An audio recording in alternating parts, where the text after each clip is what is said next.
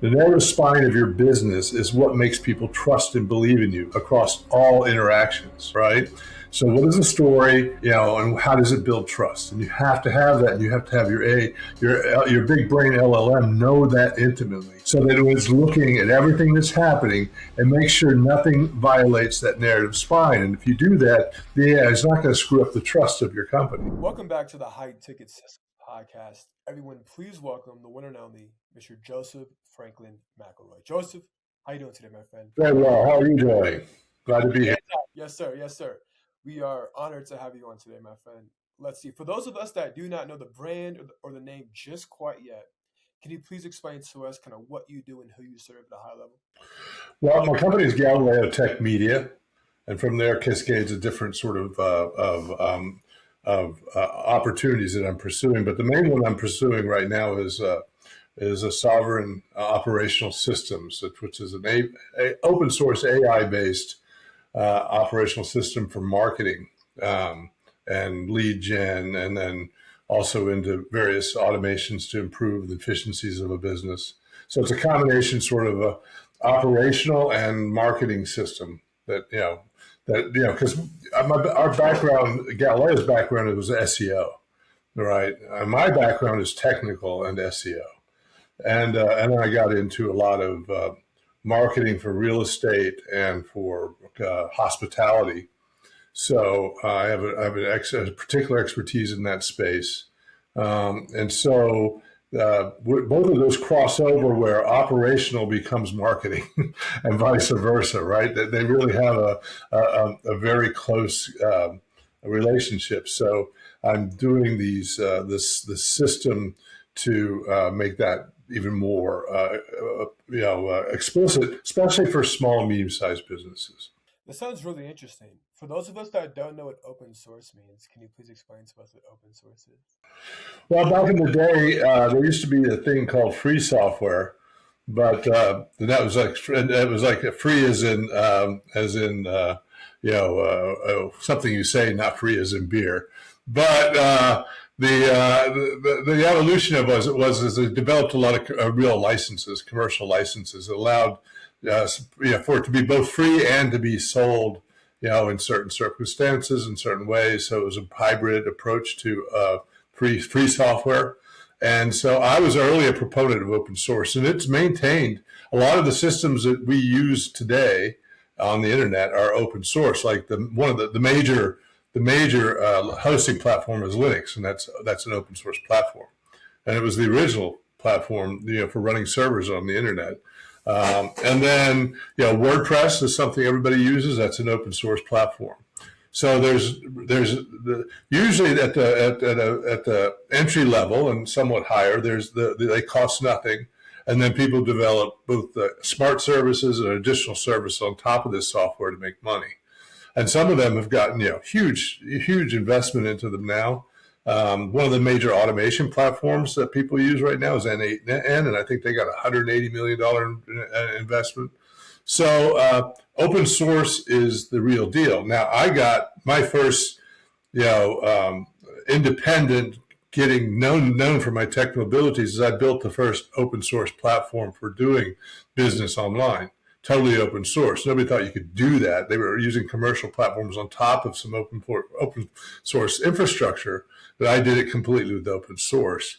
I got written up and everything else, and so I'm sort of a guy that's been in this open source world. I very much have focused on small businesses, even when I've done big things, like I was the largest digital service provider to Marriott, but we were really doing services for about 7,000 small businesses because each hotel in their chain is actually sort of a franchise or an independent property. Each has a property manager.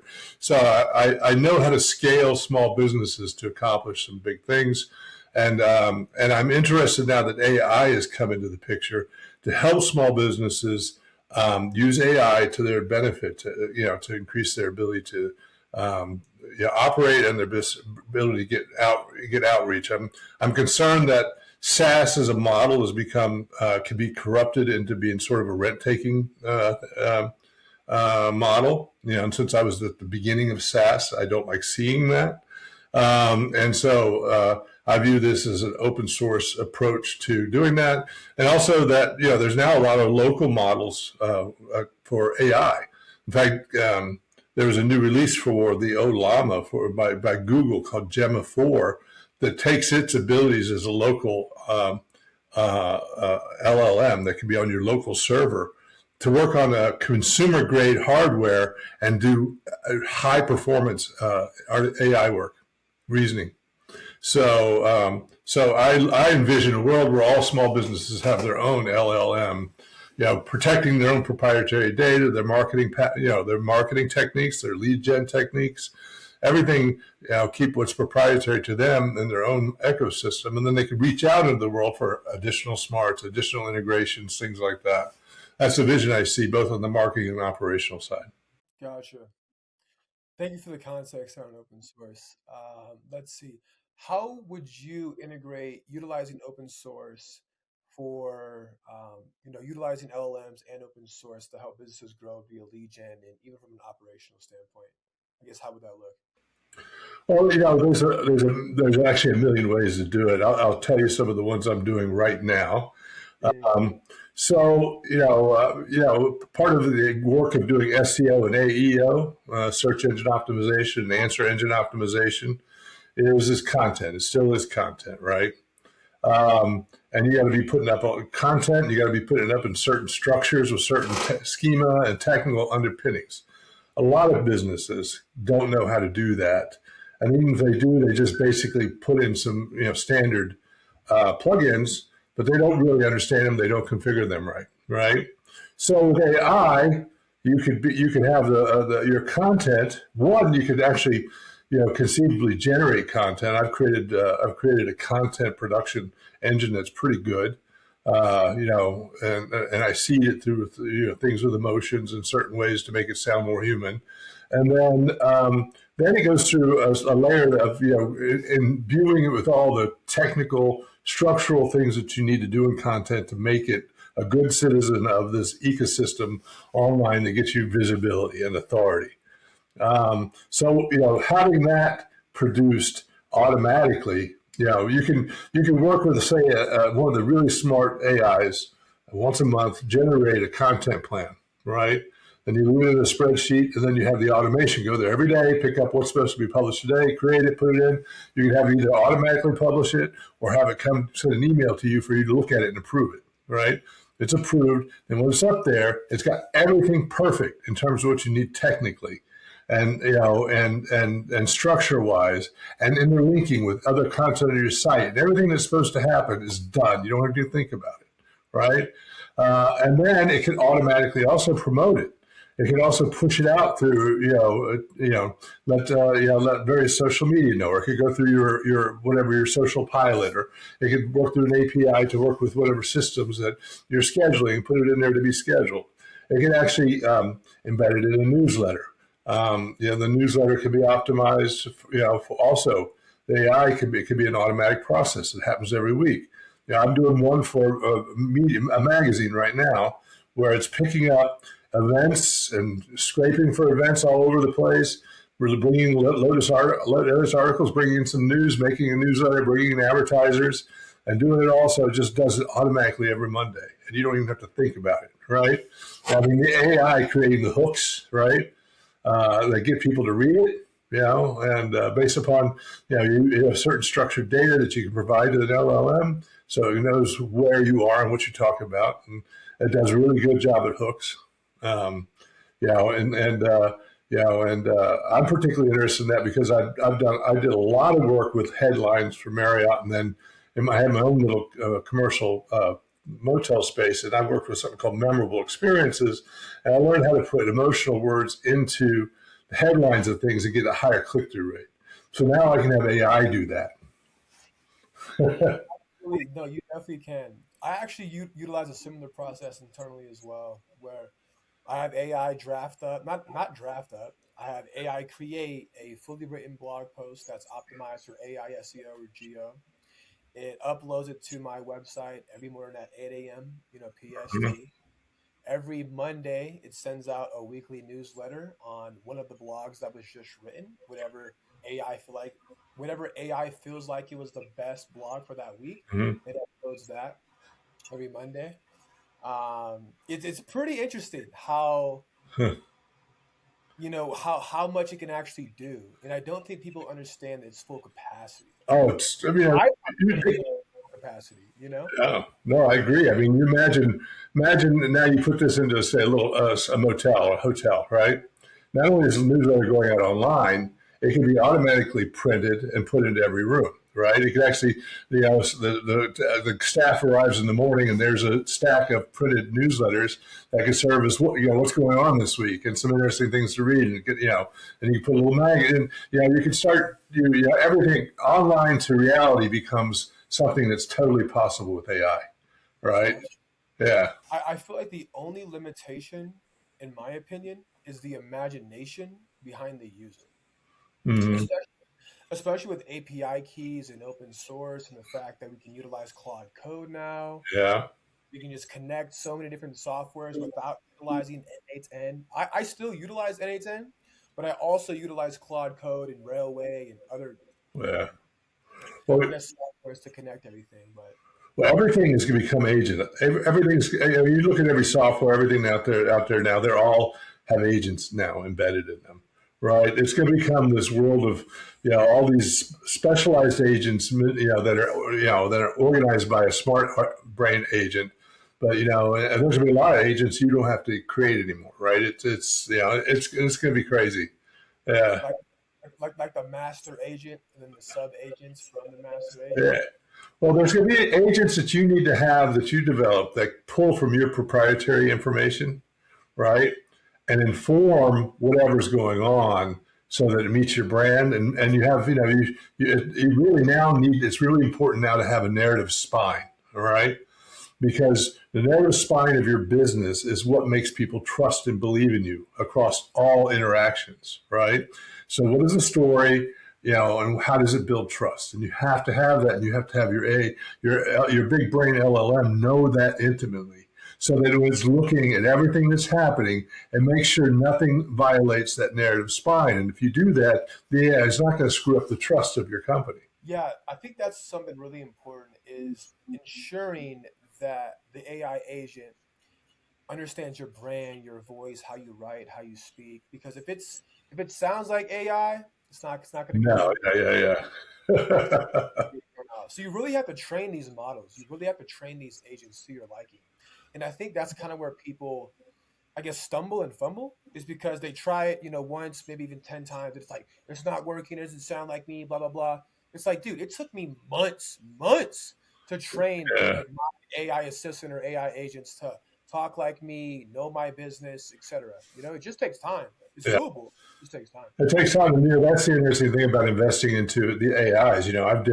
I spent a lot of time for a long time with ChatGPT, right? And at this point, now it knows me, it talks like me, and everything else. But I'm not exactly secure with that, right? I'm like, now what happens if ChatGPT changes, it goes away, things like that, or there's a better AI I want to move to. Now I've got to move all that over. And so what I'm starting to do is, bit by bit, taking old conversations, old things, getting them and putting them into my own local LLM that I own and control, and then able to have it make it accessible when they needed to be to other LLMs. And of course, then you get the second brain things like Obsidian and things like that or a different way to hold that information, which I'm going to start investigating now. I haven't done a lot with that second brain concept, but I think I'm going to. I know within Claude, it asks you, like, do you want to transport your memory from chat or Gemini into Claude? And there's a way to do that. I'm not going to get into it now, Yeah. but what you're saying, a lot of people have that same, I guess, issue or fear or challenge. It's like, well, if I switch LLMs now, I'm going to have to restart. It has no context as to who I am, et cetera, which is a valid point. I just know within Claude, you can transfer memory Mhm. and that. But I have a question. You said you are building your own LLM. When you say that, I are mean, you I'm using an LLM that exists, but I'm building out its memory and its data its RAG infrastructure and everything else. Yeah, You said I'm training it basically. your own LLM or like an open source from a previous It's model? an open source LLM. It's called, the one I'm using is called Ollama, Ollama. Yeah, yeah, yeah. Right, and it's really designed to be on my on mini environments like a laptop or a Mac Mini or even a small server. And what happens is um, Google has developed a model for that called Gemma 4, which is, from what I read, is highly optimized for those environments and supposedly approaches commercial performance on just regular CPU level hardware, consumer level hardware, right? So I mean, obviously, it's not meant to be with millions of users using it, but for small teams using it, it should be pretty. What I'm reading, I mean, I use an older version right now. I'm updating to this soon to test out that what they're saying is the improvements in reasoning and in speed. On that topic, I still think SaaS companies are going to be pretty valuable because there's going to be Oh a lot of yeah, people but there that don't want to learn the skill, that don't want to build their own infrastructure. But guys like you and I, Joseph, it's like, why would I pay an extra $1,000, $2,000 a month in software when I can just build it my freaking self, and have more control? the average small business, middle-sized small business has over 100 SaaS products. $100 million company will probably have 200 SaaS products with multiple users. They're spending thousands and thousands and thousands of dollars monthly. Just getting into my SaaS, a lot of my SaaS stuff. I've saved over about $1,500, $2,000 a month. Right? Yeah. Yeah, it's like, the savings is at this point, though, you still have to put a lot of thought and mind into it, but it'll get more and more doable by even the average person. And of course, there's going to be integrators like me out there saying, hey, come, I'll do it for you. And that's exactly your sure position, your value, your skill, your Yeah. is not going to go anywhere. Like people Yeah, definitely. I'm a systems guy. There's a lot of the people out there doing AI right now are terrific app people. They're making wonderful applications. I'm not a clever app guy. I'm a systems guy. I make the systems work. So that's what they come for me for. Absolutely. Let's see. Where do you feel like the future is going with AI, if you don't mind me asking? I mean, So, I alluded to it, but maybe you can elaborate. well, I think that you're going to have this. I think that you're going to have a movement to. I think it's going to go both bigger and it's also going to become more insular. All right. Those are already big companies and big governments talking about sovereign operational systems, and they're designing it because governments especially start being afraid that SaaS has control of their data, right? And there's a lot of privacy concerns with that. HIPAA is pretty difficult to get to work on.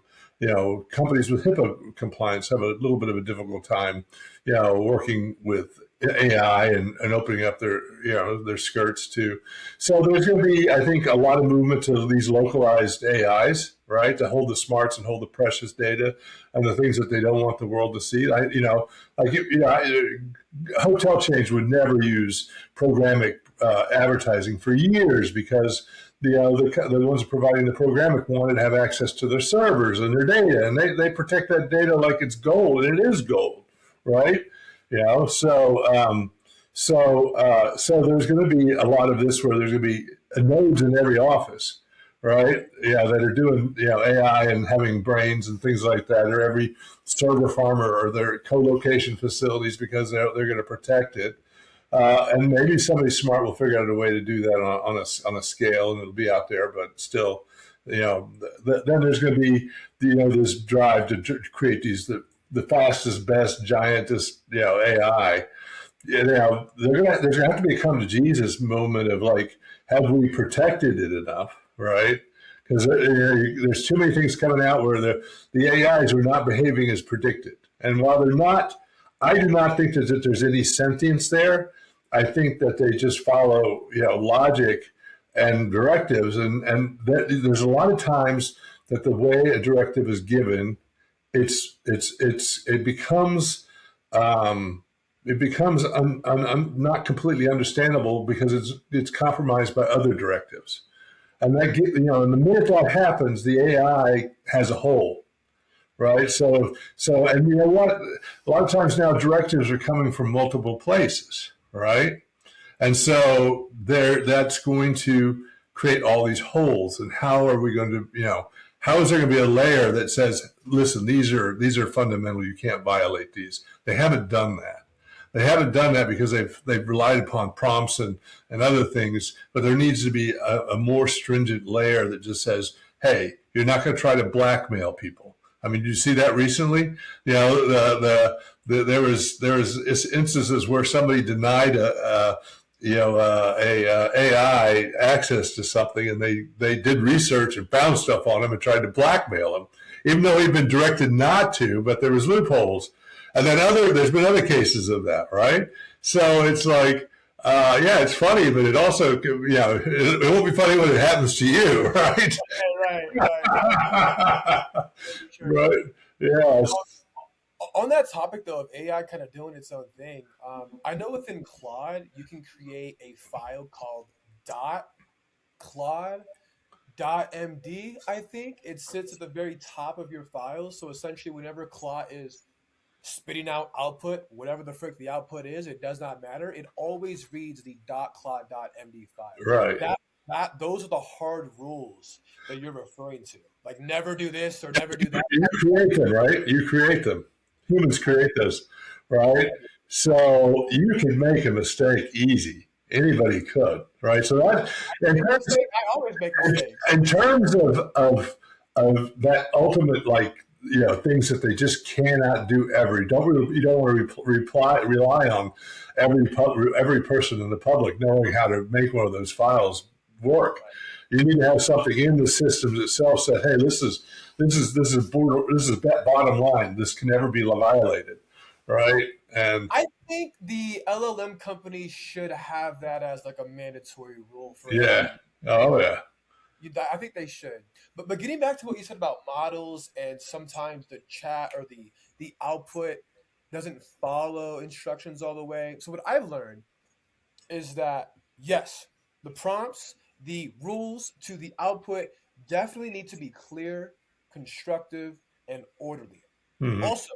It also depends on the model that you're using. So I don't really use ChatGPT anymore. I always use Claude. I just think it's better for whatever I do. No offense, use whatever you want. Cool.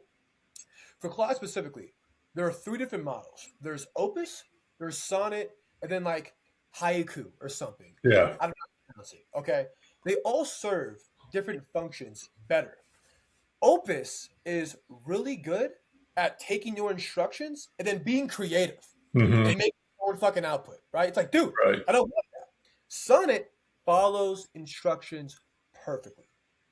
It says, okay, here are the examples. Here is the rules, or here are the rules. I'm gonna follow this and execute. Cool. Right. Opus doesn't do that. However, if you're looking to have a more creative project, right? Create a long storyboard or code. Like Opus is really good at freaking coding and reasoning. Yeah. You want to use Opus. So it really also depends on like what model you're using to get to the desired output or outcome. Yeah, and that's important when you're coding and when you're actually coding automations, all right? Is you have to know intimately what all of those models are best at. And like you don't want, you just want to summarize an email. You don't send that to the top gun of a model because and emails are usually huge, especially if you actually sent a long chain as the email. I ended up spending like a couple $100 on just summarizing one email before I realized that. Yeah, you have to watch your context tokens and like actually what's being said, because obviously the newest models are always going to be the most expensive. In the older models like Sonnet in this example, or maybe like ChatGPT, I don't know, 4.5 or even 5.0, whatever, it's still really good. Yeah. It's definitely not as expensive as the newest model, so. And those open source Llama, the open source ones are great for doing the things like summarizations. They cost you nothing, right? Right. So doing a lot of things that doesn't need high advanced reasoning is where you take advantage of the open source ones that are local, right? Honestly, Joseph, I just consumed a video about what you're referencing right now, and I looked into it, and I like almost jumped off a bridge, bro, because that is so complex to me, and I don't have the time to build my own open source LLMs. Would I want to? Of course. Do Well, I have the time? they also come preloaded. They come pre-trained. You can get them pre-trained, right? And you can get one and install it, and it's working beautifully right off the bat. Now, if you want to know you have to then do the stuff to chunk information into, say, a Postgres SQL database, so that it then can pull it out in an efficient manner to write, content that's specific to you. So that is, a little bit of a tech thing, but that's going to become easier and easier, right? In fact, I'm writing automations to do that. Right. So, and everybody will have, it's like upload your PDF, it'll chunk it up for you, put it right into that RAG database, and, or whatever other kind of, there's now becoming more ways to get it to remember, remember stuff. Some people say Obsidian's better, but, we'll see. Yeah.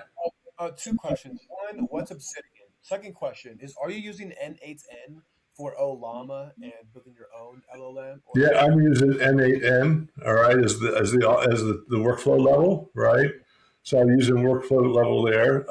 I can put some basic agents in. I don't know if you know, the N8N now has got agents. One are workflow agents, the other are sort of personal agents, which can be more free flowing.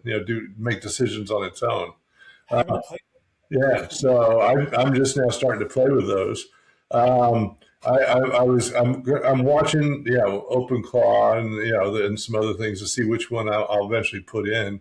At an automation level for a business, and you're putting in a system that's running the business and doing the marketing, right? It's not doing the wild stuff like going to figure out what they're doing for a business. So it's got to be creative, right? I'm not there yet, but once we get all the basics in, we have all the workflows that somebody might need. I'm going to be introducing, this kind of decision-making capabilities. We have decision-making along the process, like deciding a lead. Is a lead, intent, or is it lead, commercial? Is a lead for, what are they interested in buying? Interpretation, and then, with that, sending it to the right people, the right thing. So there's a lot of AI that you can do, decision making that you can do in workflow automations, right? But it's not going out there deciding how to, make you $1 million today. Now, those are, but we're getting there. Yeah, but right now, I don't think there's enough systems that can just run a business, the basics of a business. There's lots of Flash everybody's doing, which is good. You need the Flash. But there needs to be a lot of systems that are built just to run a business and imbue it with the smarts. I agree. Where do you see yourself entering into the marketplace? Would you consider yourself a done-for-you agency that continues to optimize these systems, or would someone pay you like a one-time installment fee to install the systems, and like you turn the keys over to them? Well, I guess I'm going back to the old days, an integration company, right?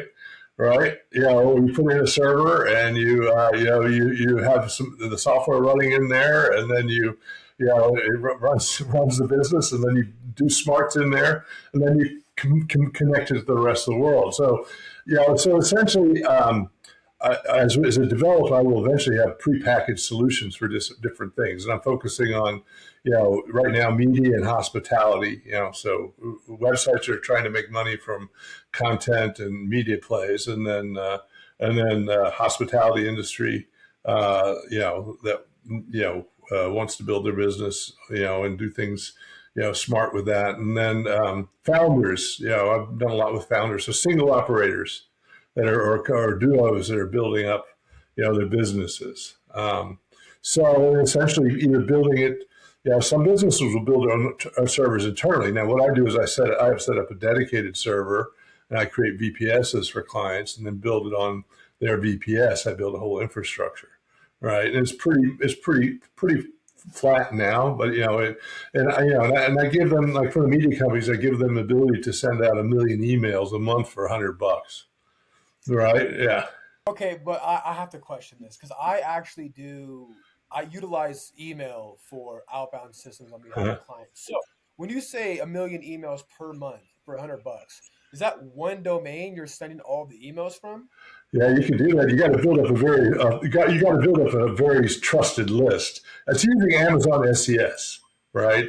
Amazon SES, can scale to pretty much any size you want, and it's actually a per transaction cost, and it's very inexpensive. It's the most inexpensive solution out there. Like I said, you can do like 1 million emails for $100, uh, But and like you said, the list has to be trusted. They can't mark your no, your if you get untrusted with them, you get an unhealthy score, they'll knock you down.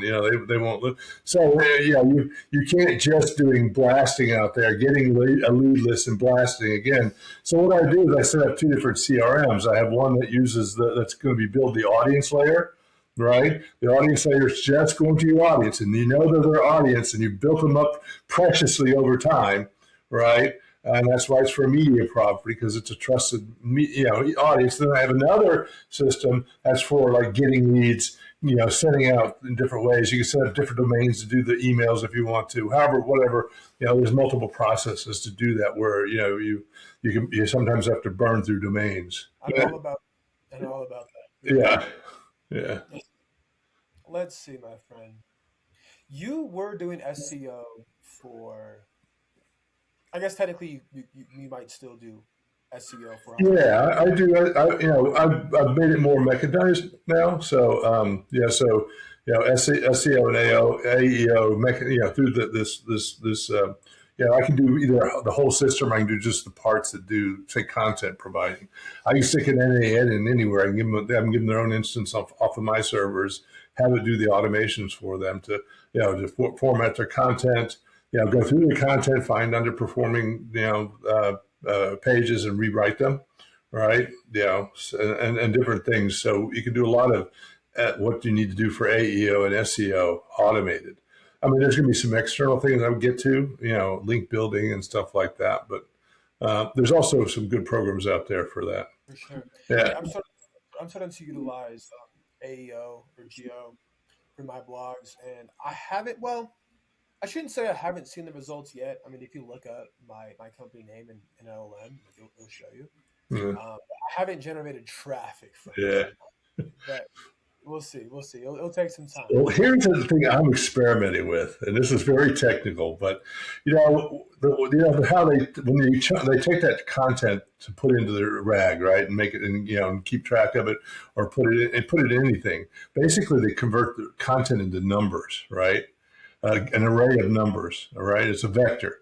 And basically all those numbers represent the ideas and meanings that are in that content, not the words.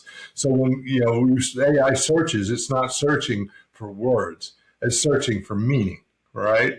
So if you chunk up your content on your site, you could go through and conceivably look at those vectors for that content. And the more numbers it has, that means the more meanings it has, the more information it has, which means it'll show up more often than the AI results. So it'd be a way to test your content, right, to see if it's actually going to have a broad set of meanings and information that AI will consider important and bring up. I actually didn't know that. I didn't know that. Yeah. I read about, I got into the nitty gritty of that recently, and I was like, wow, this could be a way to really understand if my content is going to show up a lot, because it's got a lot of vectors, or it doesn't, it's just, one number. It just expresses one idea, right? But if it expresses 100 ideas, it has the information. They tell you about the AI, try to get as much information and into the content as possible because it's pulling up chunks. Well, that's the reason, because it converts it into vectors, right? So you're saying it's wiser to make the blog post, as an example, really, really condensed with tons of information, opposed to having one big idea in many different blog posts. Well, or what you do is you really segment it. You have one segment full of information about something, then you have another segment on the same blog post that's full of information about something else with a nice heading. Just heading, not content, heading content, and content's full of information. You have, then you have tables, you have, other things to support that. You have an FAQ in there. You have good schema all the way around, telling you every which way is possible to be interpreted by this, and that'll get you better results. Got you. Okay. I'm definitely gonna look into that when I have time tonight. Thank you so much for that. Let's see. I guess on a personal note, for you in the business, I guess what are you guys looking forward to in the next 12 months? For us, I'm looking forward to having a platform into 100 businesses, right? Doing automations and marketing for them in a way that they're pretty happy about. And I'm developing a reseller network, right, that can build on top of this. Yeah, because it's not particularly expensive platform to put in, right? It's all open source. My cost is zero, other than the time that we put into installing it. And the sewing it together is a little bit of a challenge, but I've managed to do that. Yeah. Yeah. Well, one of the things I would do, so you talk about founders, you talk about small media blogs, things like that as a base. They, $100 a month, $200 a month, $500 a month becomes pretty expensive, right? So a lot of open source, they have good smarts and you can use them, but they cost like $100 a month. So what I do is, as the entry level, I'm not trying to replace all that, because eventually somebody grows up enough to use all that. But the entry level, I sew it together by creating plugins or whatever to work at the underneath all that security stuff. I don't know if you know, but you can pretty much bypass in WordPress any kind of API arrest prevention, through internal calls, right, and make everything sew together. So that's what I've done. I know you can connect tools with API, but I don't know if you can bypass that too. You can if both of your tools are running in AI and WordPress, then there's an underlying layer that works with WordPress. So you can work with WordPress because they have to open up things to WordPress, right? So then you can come in through those same things, right? So yeah, and you can find you can find the same ways they interact with the database.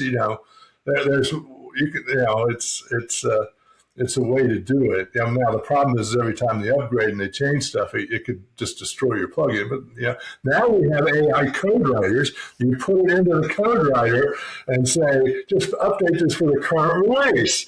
And it's not so hard anymore. That's amazing. I have Claude write my flows for me. Right, you just have to really detail it out. But I get it half the time. It makes my automation nodes, for me. Right, and I just copy and paste it. It's like, look what I did. Right. That's essentially how I use end-to-end. Do this for me. It says okay. I copy and paste it into end-to-end, and it works. Let's see. If someone wanted to explore your work further, because they definitely should be interested in what you are articulating. So where can they find you? Well, you got my website, GalileoTechMedia.com. I also wrote a book called Wild Ducks Don't Fly in Formation, which is about this life we're living. And I had gone through a lot of adventures and catastrophes and how to be both resilient in life and in business. And reinvent yourself as necessary. And so I have a community developer around that it's at wildducks.net, where you can either, buy the book or, set up a meeting with me, or you can go to, I have a discourse community that you can become part of. Well, we just talk about, everything from, freedom exercises and freedom to AI to, marketing to tech, and I got some pretty good people in there, that have some good conversations. So you can reach me in that. Of course, I'm online, LinkedIn, and things like that. That's awesome, Joseph. I had such a pleasure chopping it up with you, my man. It was a really good conversation regarding AI. I learned a thing or two for sure. Let's see. Just want to say thanks for having on. Sure thing. Thank you for having me too. All right. Absolutely. All right, audience. We'll talk to y'all later.